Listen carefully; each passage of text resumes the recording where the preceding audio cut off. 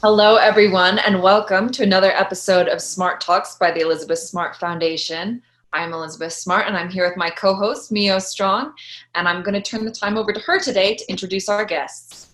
Hello, everybody. Today we are so lucky to be joined by two incredible women. Jessie Richards and Brooke Muir are from the company or the nonprofit Fight Against Domestic Violence, or FADV. Jessie is the co-founder and currently the advisory director, and Brooke is the executive director currently. So thank you, ladies, for joining us today. I think, Jessie, since you have the co-founder title, I'm just going to throw it to you to start and just get a little bit of history again about FADV from you. Sure. Thanks so much for having us. We are just delighted to be here and honored. We started FADV about 3 years ago, and our whole mission is to fundraise to support survivors of domestic violence and to support the service providers who do that work in the state of Utah and then also across the country. So domestic violence is pretty underfunded. Intimate partner violence is a pretty underfunded cause. And so we wanted to be a fundraising organization that could help disperse unrestricted crisis cash grants to shelters and service providers. And then we also have another program that Brooke would be more appropriate to talk about, but our Housing First program, where we help raise money to help get survivors into safe and stable housing. That's one of the biggest issues, particularly in Utah, is finding affordable, safe housing. So that's the work that we do. I am a professor at the University of Utah, also in the business school, so that's kind of my primary job. And for the past 10, 15 years, I've been doing research on violence and gender and language as it exists in organizational contexts. So that's kind of where all this came from. I decided I wanted to put my research work into a more practical application kind of outside of the university. And that's where we started FADV. And you don't mind asking, I have, met and spoken with and worked with so many nonprofits over the years. Was there ever a reason that drove you towards domestic violence and researching it and realizing how underfunded was it? Have you ever experienced it yourself, or did you have someone that you know? Sorry to jump right in and be super personal. If you don't want to answer, that's okay. No, this is, my husband says I ruin every party because I jump right into like the nitty gritty of society. So I've been doing the research for a long time. I've always had a passion for kind of underrepresented communities. So I was already doing that research, and then a close friend, mentor, and colleague, actually the woman who was the chair of my dissertation committee, was shot by her husband about 1 month before I was set to defend my dissertation. So it was a huge shock for me. She had been reading my work, and she is also a scholar and had done a whole bunch of research on domestic violence. And the fact that I was so close with her and didn't know she was in that situation was really jarring for me. And then and she's on our board now. She's on the board of our foundation. And the talks that I've had with her since then, she and I both have been like, we need to take the research that we've been doing, and she wanted to take her personal experience and I wanted to take my personal experience and see how we could translate that to a larger audience. The fact that I didn't know she was going through that, the fact that she didn't feel like she could confide in me, like all of those sort of shame and trauma that plays into the secrecy that makes this continue to be a problem in our society, I think sort of came to the forefront when this happened. Yeah, that's kind of what compelled everything. I feel like you hit the nail on the head right there with this idea of guilt and shame and secrecy. I think you find that across so much of the abuse that goes on. Domestic abuse, and then even abuse that I went through. No one okay, there are always a few like crazy people out there who would be like, yeah, you wanted it. Yeah, you ran away. But anyone who I think knows my story or knows me would never be like, well, it's your fault it happened. Like, why are you embarrassed? You have nothing to be ashamed of. You have nothing to be embarrassed of. I mean, you were kidnapped out of your home in the middle of the night. Like, I don't know how much more of an innocent situation that could have come from. But even for me, I mean, after I was rescued and I came home, I mean, I did not want to talk to anyone about what happened, because even though I knew it wasn't my fault, I was still so embarrassed, and I felt like not guilt that it happened, but just embarrassed and shameful that something had happened to me, that I had let something happen to me, when the truth is, no person, whether it's domestic violence or sexual violence or any other kind of violence, wakes up and thinks, yeah, I'm going to let that happen to me. I would love to be raped. I would love to be shot. I would love to be beaten to death or within an inch of my life from my partner who's supposed to love and protect me. I mean, nobody wakes up and thinks that. No. And I mean, you're exactly right. All that trauma and that guilt, I think our society sort of increases that, particularly for women. So even though someone might say, of course, that's not your fault, I think a lot of us have been socialized to kind of internalize that anyway. And then if you layer on top, so sexual violence is a part of intimate partner violence. It's very prevalent as one of the pieces of domestic violence. But if you layer on top of that the fact, like you said, that it's someone you chose to marry who you love, and quite possibly could still love, even in the midst of abuse, there's an additional layer of guilt and shame on top of that, because you're thinking, why do I love this person when he's hurting me? So there's so many complex emotions that go into this. There's never a simple answer, and blaming the victim is never the right response, because it's just too complicated for any of that. Yeah, I think one of the common themes we've seen is that all walks of life, and the fact that your professor was highly educated, and specifically even in this area of expertise. And I can't imagine her own internal dialogue, wanting to keep it quiet or I mean, my heart goes out to her. Like, I'm so glad you guys have taken this tragedy. Both of you have all of you, everybody involved has taken it and moved forward in such a positive manner. And it's one of the most inspiring things, I think, is when advocates come forward and make positive waves.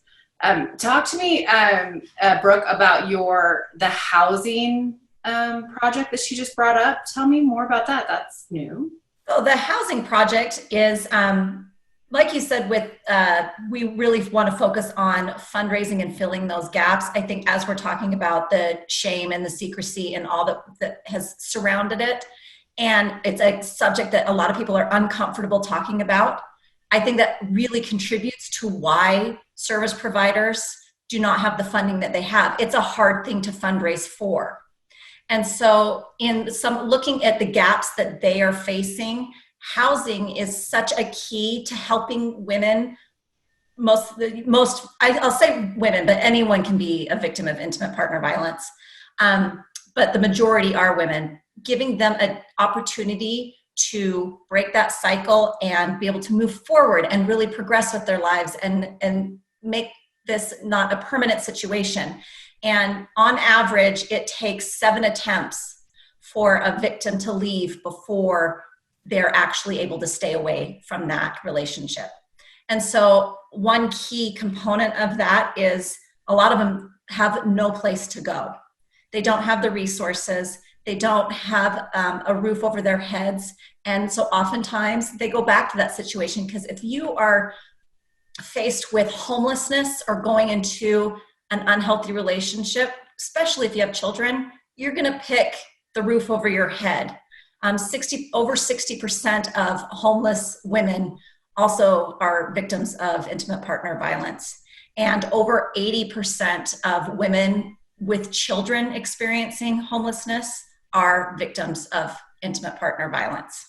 Wow, so 80%? Over 80% of women that are homeless with children. So that is kind of the key factor that we thought can help women move forward and find a way to move on. And so statistics nationwide, or are they specifically to Utah? The over 80% is nationwide. That was a national survey. Wow. And the interesting thing is that a lot of those statistics are pretty similar across the states. So you're similarly going to find anywhere between the upper 50s to mid 60% range on the just women in general and homelessness. So, if a woman reaches out to a service provider, and we have incredible service providers across the country that are trying to help with what they can, and they may be able to qualify for housing assistance. But most all of that federal housing assistance will help them with the monthly payment, but it does not help them with the security deposit or any sort of application fees. There are all of these gaps that are really the biggest barriers, because their rental apartment might be $600 or $700 a month, but that security deposit is going to be over $1,000. That is a hurdle that they simply cannot get over. And so that's where we try to come in, and service providers, when they are working with a survivor, and they will refer them to us to see if we can help them with those hurdles, those security deposits, application fees. A lot of times there's back utilities. There's all these little stumbling blocks that prevent women from getting into safe and stable housing. Wow. And I mean, how has this campaign been going so far? I mean, have you seen success with it? I mean, once people understand, how prevalent it is, and to think that over 80% of women with children who are homeless have experienced domestic violence. I mean, that's a pretty staggering statistic right there. I mean, do you find that people are giving, and that they want to support what you're doing, and they want to help out where they can, or is it still kind of like out of sight, out of mind? I think people are still, it's still an issue that we are working on. But I think when you hear the incredible stories and the positive impact that it has on them, we just started piloting this program.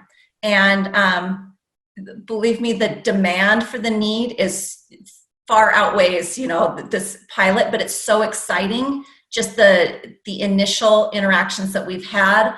I had one applicant. She came and picked up her security deposit check, because it goes directly to the rental agency, and she just fell into my arms in tears, because she's like, I've got 5 children. We're moving into this. We've changed schools. He doesn't know where I'm going. This means so much, and I finally have an opportunity to keep my family safe. So if that isn't motivating enough, I don't know what is.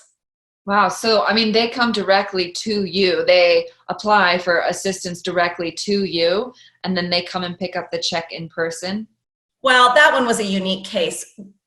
With intimate partner violence, it is such a potentially deadly and lethal thing. We keep as much anonymity as possible.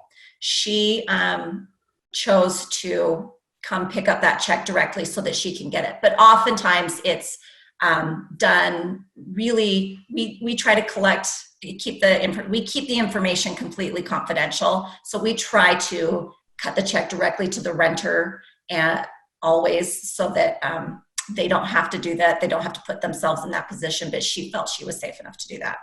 Wow. So. And if it's not too nosy of me to ask, I know you said this is just barely beginning, this is just barely starting, but how many women have you been able to help so far? Or survivors, perhaps I should say.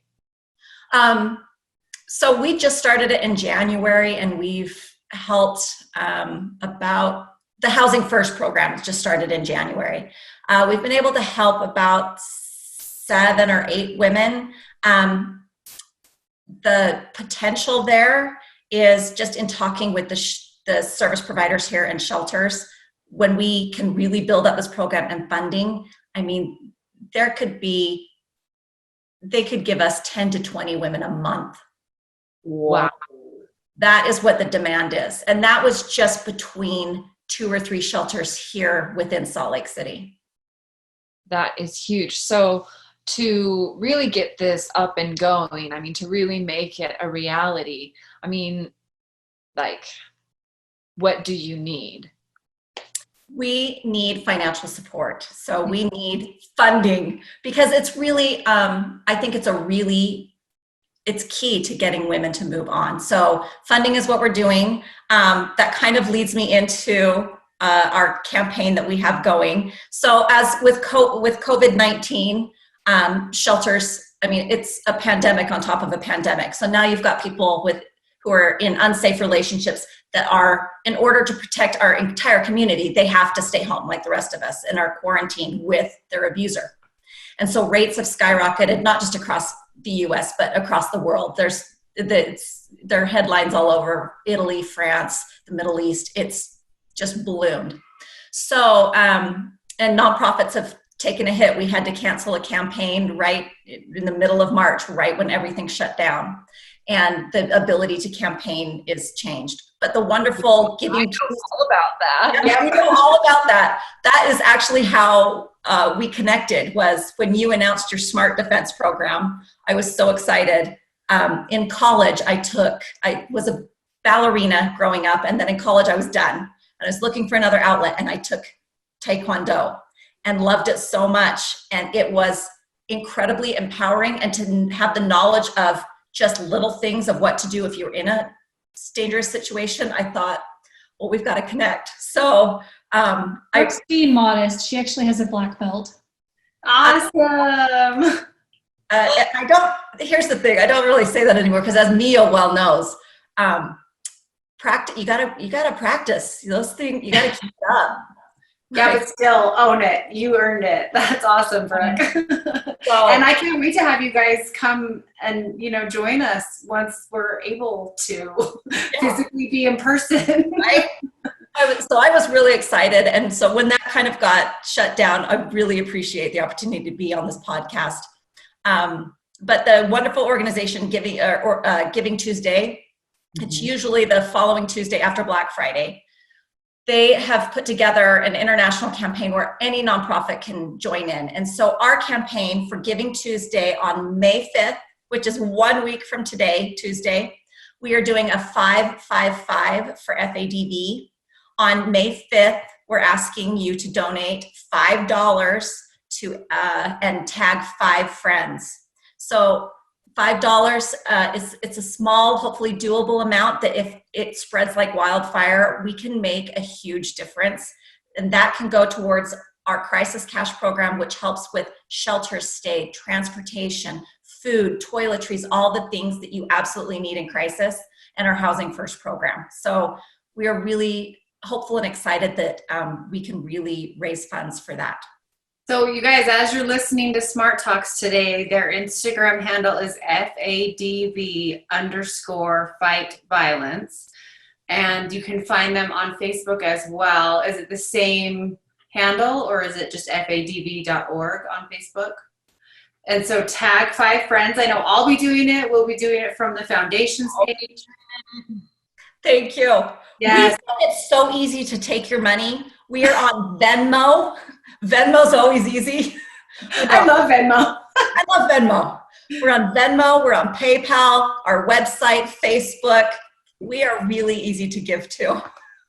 And I mean, just to throw everything out there, I know everyone is stressed right now. I mean, circumstances have changed for all of us. I mean, they've changed for me. I'm perched on a metal chair with laundry baskets stacked up and my laptop in front of me. I mean, everything has changed. But you think $5, that's really not a lot. I mean, what is it, like a combo meal at McDonald's, or, a Starbucks coffee, or I don't know, I was going to say a roll of toilet paper, because they might actually be that much. They might actually be $5. But it's really not that much. And so if you're able to give more, then give more.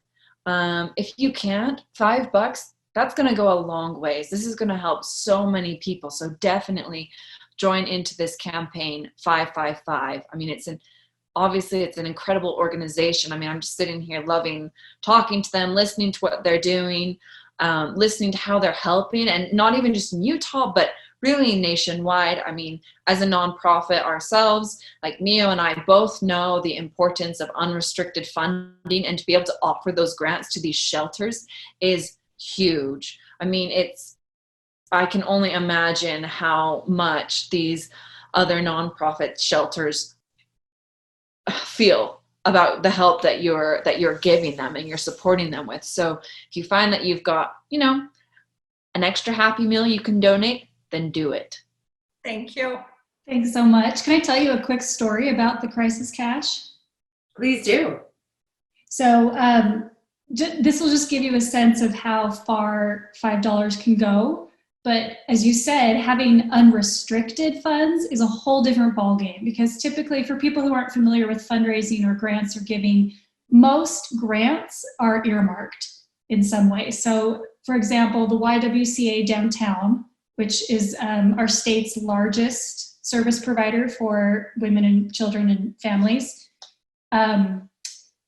if they get grants from the federal government, they're earmarked for something. If they get grants from the state, they're earmarked for something. And so our whole goal was to give unrestricted crisis cash. Like, you use this how you think it needs to be used. And part of the reason we came up with that is the YWCA over Thanksgiving last year. Brooke, is that right? It would have been a year and a half ago now. A little over a year. Okay, so a couple of years ago. Had a woman come in with her 2 boys, and it was Thanksgiving weekend, and so none of the C-level staff was there. It was just like the intake and the crisis counselor. And this woman said, I have a place to stay with my sister in another state. She said I could come. My husband's gone, so we're free to go, but we can't get there. And the staff was like, well, we can get you a bus ticket, but they didn't have anyone there to sign off on the purchase. And so the staff there, because it was Thanksgiving Day, kind of pooled the cash that they had and bought this woman and her 2 sons a bus ticket to a couple states away to another state. And then, after the weekend, they were reimbursed. But it's those kinds of situations that if money isn't earmarked for a specific situation, it's really hard to use it. And so we wanted them to have this pool of crisis cash that they could say, this is a need, we feel great about funding it. Here you go, here's your bus pass. Or whatever someone else needed to get them into the safe place. Oh, I love that. And just for our listeners, do you guys have maybe some quick tips or recommendations if you are in need currently in COVID, or if you know somebody that you think might be in need? Are there ways we can immediately help? So service providers are still doing their jobs and working remotely for counselors and other services. Most shelters are still open. Nationally, we always tell everyone it's an easy number to memorize, 1-800-799-SAFE.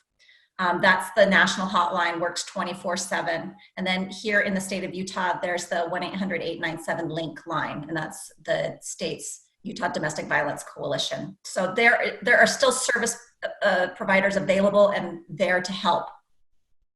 And they've actually set up several online services, so you can file for a protective order online, which I think you couldn't do previously. We can send you that link and you can share it. Brooke has a graphic, I think, that you could share if you wanted to. But I think the state is trying to adapt to the pandemic and trying to help people get more resources digitally. Well, I think it's good to remember that 7 times trying to leave before they can be necessarily successful in that. I had a best friend in college that, I don't know if it was 7 times, but it was pretty close. And just to know that, just be patient, believe them, support them, love them, and hang in there. And just keep checking on them, just keep offering whatever you can and help spread the resources, the phone numbers, the hotlines. There's so much out there that we have to offer to help people in this situation. So just keep going, keep trying, keep believing, keep supporting, and be patient. Be patient. And if you follow us on social media, we're always posting tips and resources that you can find. Okay. That's perfect. So for everyone listening, make sure next Tuesday, Giving Tuesday, 555. Let's all support $5, and let's all donate $5 and support FADV and tag 5 friends on May 5th. And also, if you feel like you have been a victim, if you feel like you are a victim, just because we're all in lockdown right now doesn't mean that there aren't resources still available to you. So if you are scared being at home with a partner, if you are being beaten, if you are being hurt, if you're feeling like maybe your relationship is questionable, then there are resources. Make sure you contact them. I mean, contact the YWCA, call 911 if your life is endangered. Don't be afraid to call. I mean, and if you are hearing something, now that we're all trapped in apartments or whatever, if you are hearing something, say something. If you know something is going on, call 911. Yes, she said it. I've said it. Make sure we all do it now, because at the very worst thing that can happen is that you're right. That's the worst thing that can happen. But what a miracle it is that you called it in, because you could have potentially saved someone or some child's life. So let's not turn a blind eye to this. Let's all keep our eyes open. Let's all be responsible citizens and responsible human beings. I mean, we can all do better. So with that being said, I just want to say thank you so much to both of you. It's been an absolute pleasure to have you both on. I will definitely be doing 555 on next Tuesday, and I hope everybody else does too. Thank you. Thank you so much. All right, we'll see everyone again next time. Bye-bye.